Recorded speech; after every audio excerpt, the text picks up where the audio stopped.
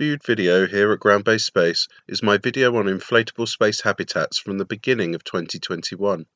If you've not seen it, I recommend following the link in the description before watching this video for the sake of context. Since then though, there have been a lot of changes with inflatable spacecraft, so I figured an update was in order. I'm Oliver White of Ground-Based Space, and in this video we'll be checking out all the updates around inflatable space habitats that have happened since our last video on the subject. Let's take a look.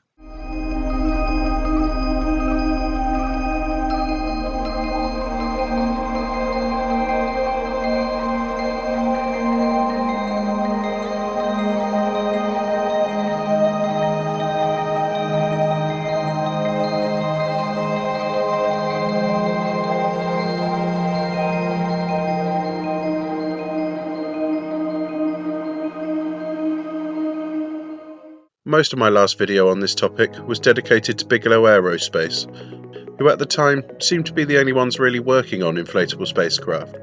Unfortunately, it appears that Bigelow Aerospace has become a casualty of COVID-19. They've said nothing publicly for a long time, but it appears Bigelow is still operating with a team of only 10 to 15 people instead of the around 100 people they had previously.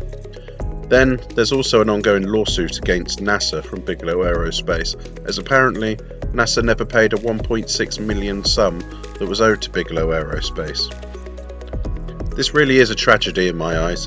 Bigelow Aerospace had proven their craft 3 times and were due to launch one of their B330 spacecraft in the very near future, if not already.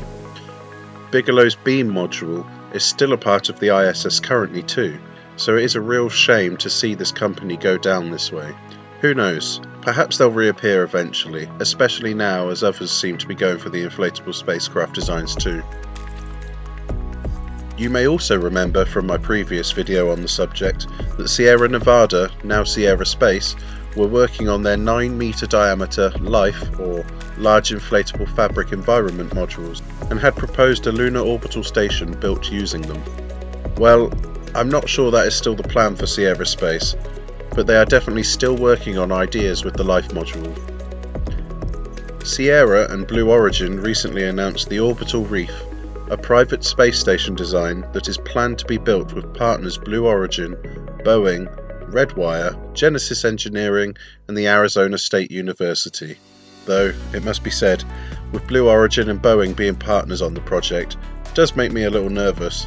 Sure, the New Shepard is an amazing suborbital vehicle, but I'll say 2 things that should help express my feelings.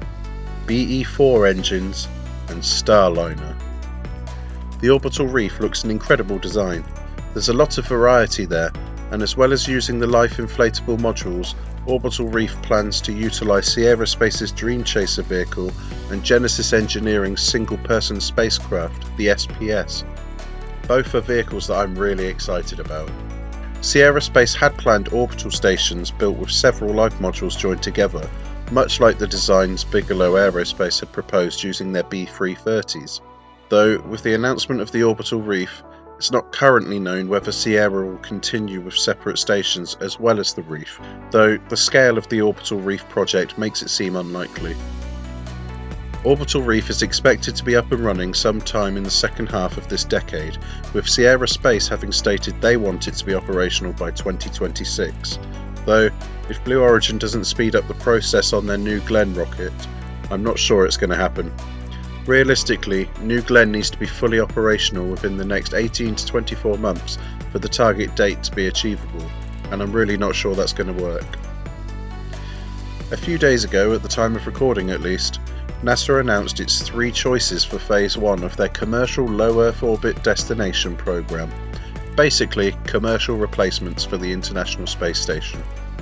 Orbital Reef was chosen as one of them, but one of the other 2 was a proposal called Starlab, a new space station designed by the joint effort of Nanoracks, Voyager Space and Lockheed Martin. And while we know little about Starlab, as it was only revealed a few days ago, you'll see in their promotional video here that the design also heavily relies on a large inflatable module.